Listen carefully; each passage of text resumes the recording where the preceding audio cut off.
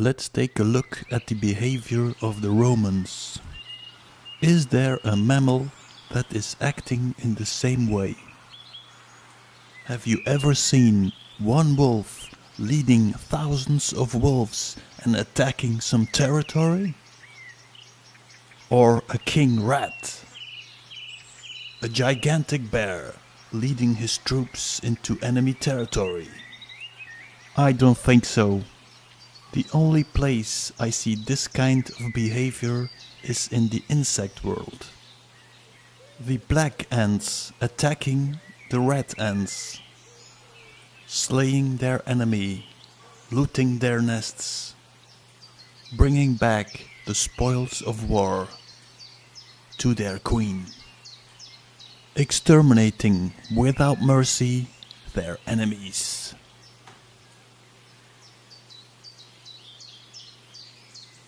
So I thought, let's think insect and observe humanity and history. The insect armies of Rome. The Greek insects. Their helmets even remind me of the Greys. The head of a praying mantis, an insect that will frequently pop up in my investigation. A horned one, a winged one,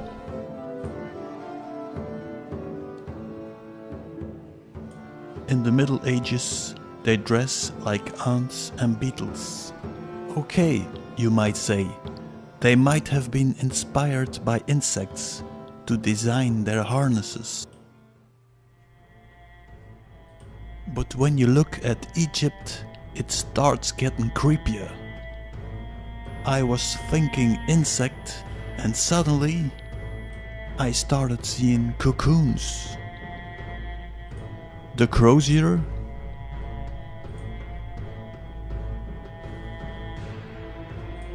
a larva in a cocoon, an underground nest, the mummy wrapped in silk,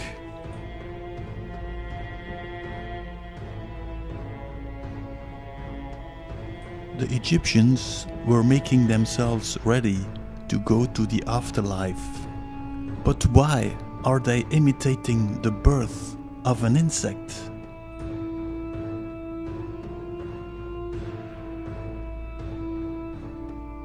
On the sarcophagus, you see the image of the winged Isis.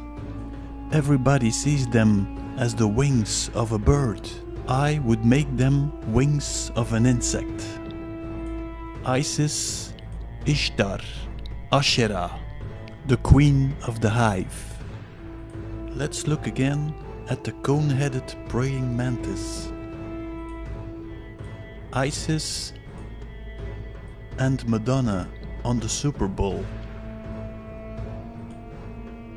Let's take a look at the ceremony.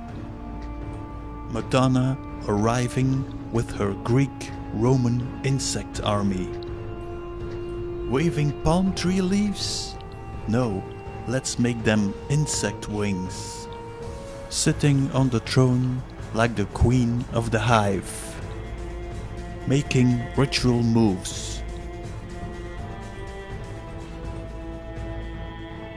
So, let's take a look again at the Egyptian image of Isis.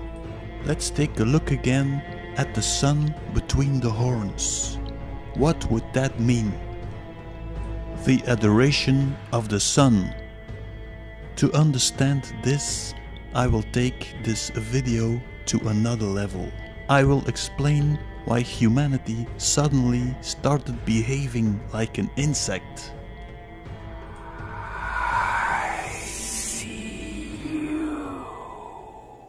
Let's have a look in nature if there is a case by which we can explain our strange behavior.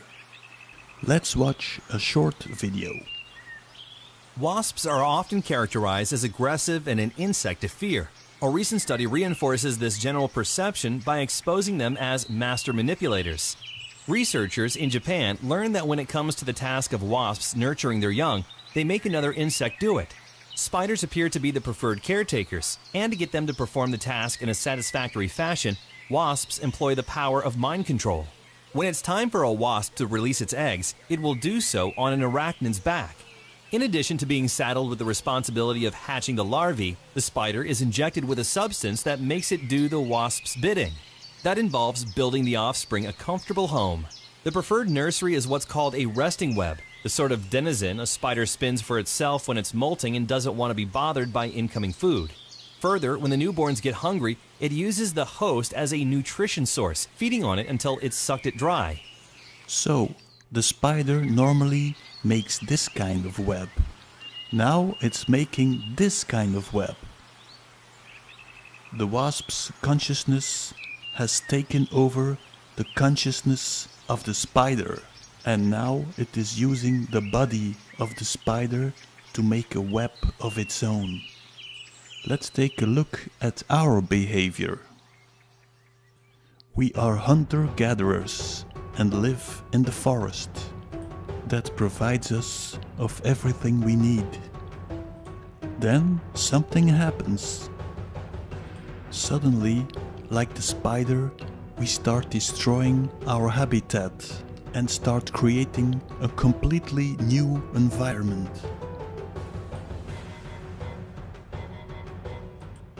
We start living in cells. We start making strange buildings, wiring the whole planet, the World Wide Web, creating the weirdest machines. How is this possible?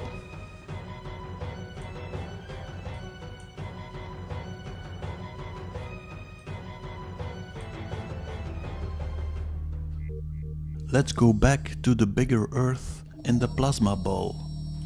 Think of it as a cell, a nucleolus and a membrane, floating in an unknown substance.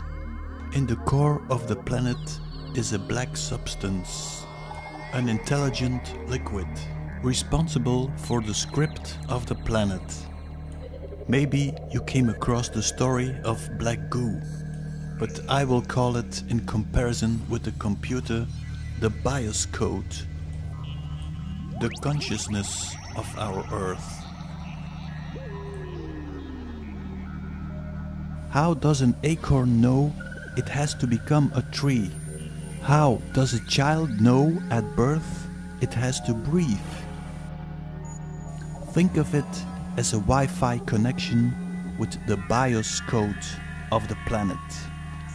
So, at a certain moment, a cell decides to parasite on the cell of our Earth. It attaches to our cell. Then it drills a hole through the membrane. That would make of our Sun the connection point between the two cells. Now the invasive cell will try to take over the consciousness of the attacked cell. How will it do that? Well, it will shoot some BIOS code of its own onto Earth. Now we have a big problem, because now we have two conflicting codes, and the invasive code will try to destroy the local one. Now let's go back to the beginning of the Egyptian culture. The most important temple in Heliopolis was the mansion of the Benben, also known as the mansion of the Phoenix. In the middle of the temple, in an open courtyard, stood an obelisk, on top of which sat the Benben stone. This was a black conical stone that looked like a small pyramid. Throughout the ages, the original Benben was copied in different forms. According to the Egyptians, the stone literally fell from the sky. The Benben stone was seen as the solidified seed of Atum, the stone of creation. It was on this stone that the phoenix or Bennu bird would return every 12,594 years and place its new egg. At that moment, a new era of mankind was started. The Bennu bird came from the Isle of Fire, the mythical place where the gods were born. So, let's go back to this picture of the two cells uniting, the Vesica Pisces. Throughout history, this image was used for the iconography of the female genitals.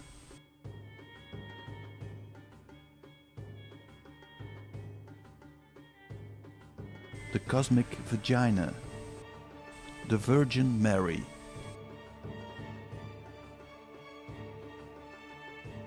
Why the Virgin? Because there was no sexual act. A piece of itself, the Benben stone, was shot into the atmosphere.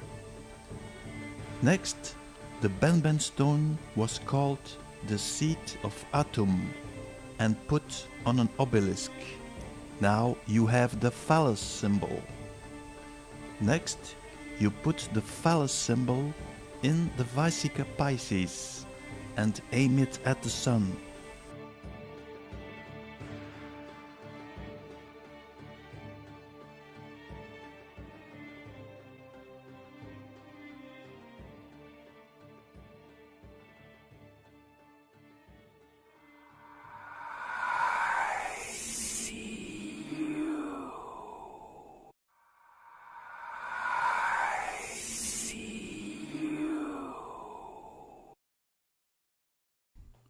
So, we are invaded on planetary level, but sadly enough, we are also invaded in our consciousness.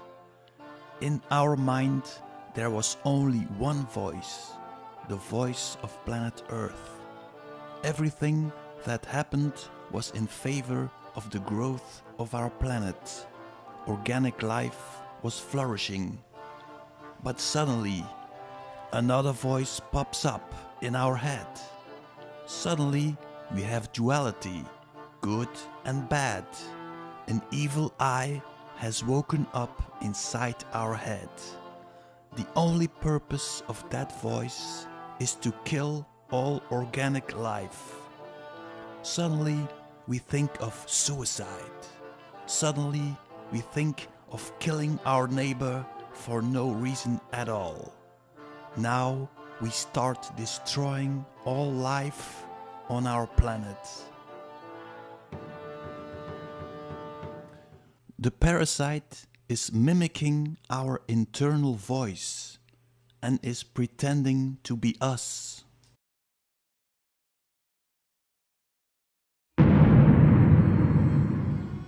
That way it is hiding from our awareness. How do we get rid of this parasite? Let me tell you the story of Ramana Maharshi.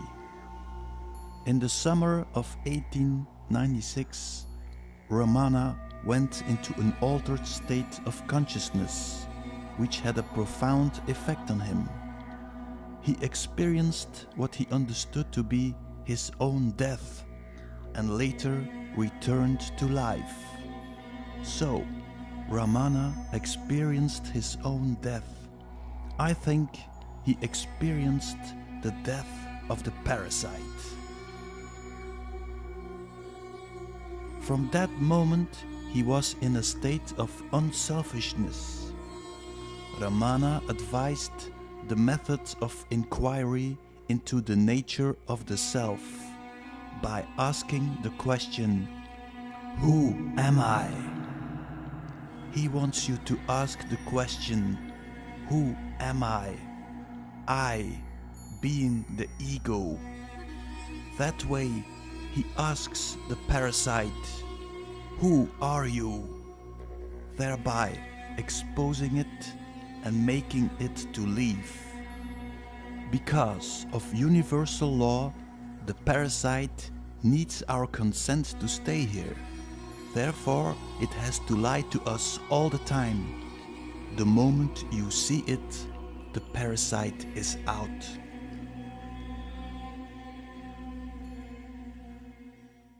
Okay, let's look for the parasite. Not here. Not here. Of course, you will not see the parasite, because it is behind the camera, filming. Okay, so there are two observers watching through the camera. The silent one and the one who is constantly talking. As we are born without a language in our head, the observer who is talking must be the parasite. Now, the silent one can observe the noisy one. So we die. Now we got rid of it all, we think. Oops. We got sucked into the tunnel of white light. A winged being is waiting for us. An angel, God, Saint Peter. Funny how all those gods are winged.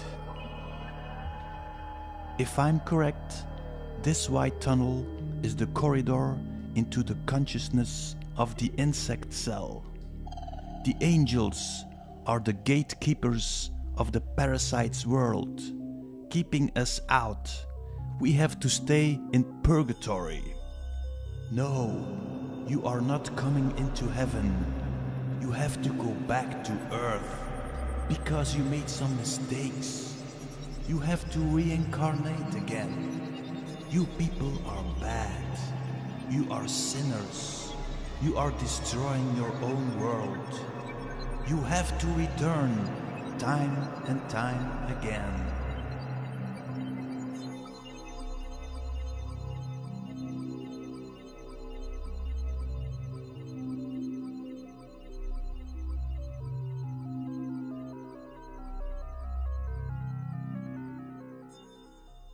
Okay, let's return to the Ben stone and see what Stanley Kubrick has to say about it.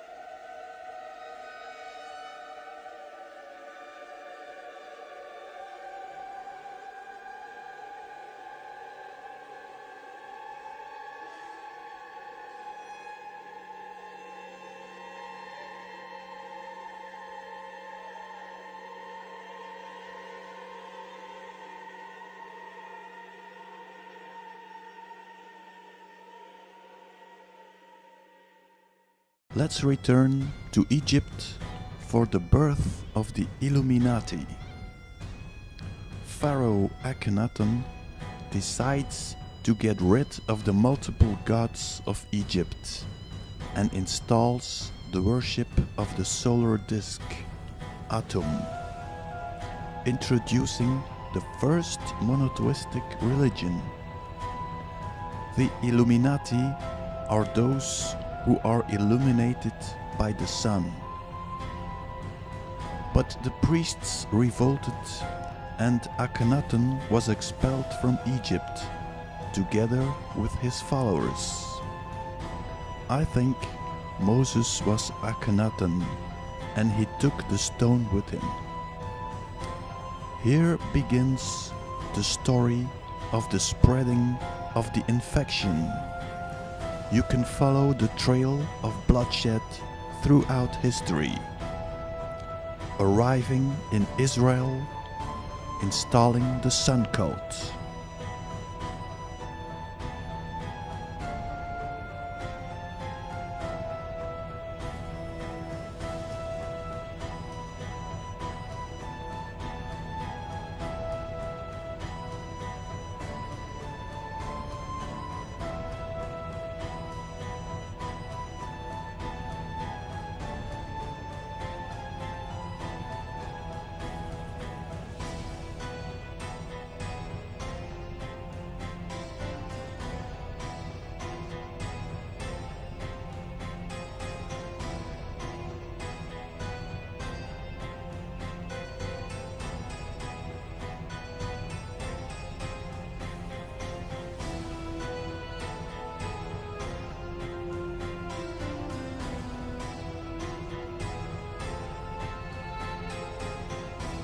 Solomon's temple. We're told about King Solomon's temple.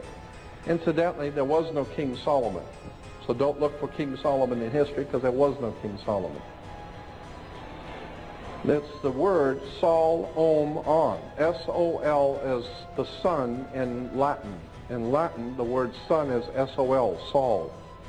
And in the Hindu priest of the sun, they call the sun Om. Remember the priest of Om?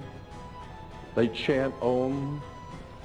And On is the city of the sun. The Greeks call it Heliopolis. It's called Heliopolis to this day. But the Egyptians, Heliopolis. Heliopolis means the city of the sun. The city of the sun, Heliopolis in Greek, was originally called in the Egyptian On. Look it up in any dictionary. Arriving in Lebanon, Phoenicians. The Greeks, the Romans. Who was Jesus? Well, I think Jesus was an early Illuminati fighter who saw the danger of the sun cult in Rome. He attacked the banksters, but that might not have been a good idea, because he was betrayed, heavily tortured and crucified. But the Illuminati played a very clever trick. They assimilated him into the sun cult. They invented the story of the resurrection of Christ, like the phoenix. They gave him 12 apostles, like the 12 sun gods of Mount Olympus. They gave him an aura, the sun. They made him a tranny, let him give the sign of Baphomet, welcoming the phoenix. Are you sure you are worshipping the original Jesus? The infection is spreading to Europe. Europeans are colonizing the world. Britain is ruling the waves. The infection in America and Russia.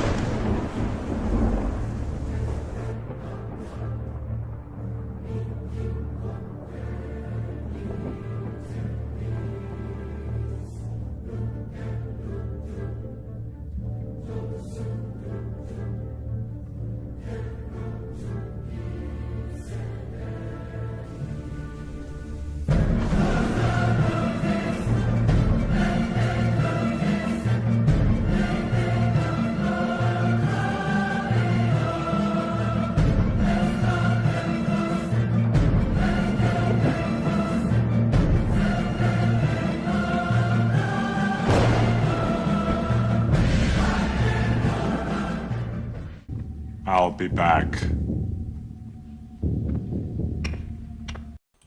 Okay, let's recapitulate. A parasitic cell is attaching to our cell.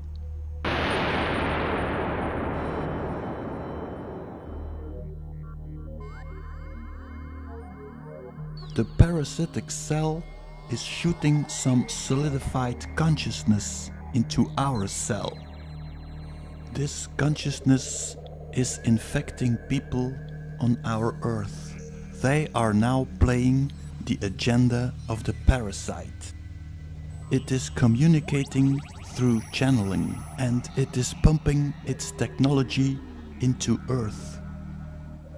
The parasite is an insect with a hive mind.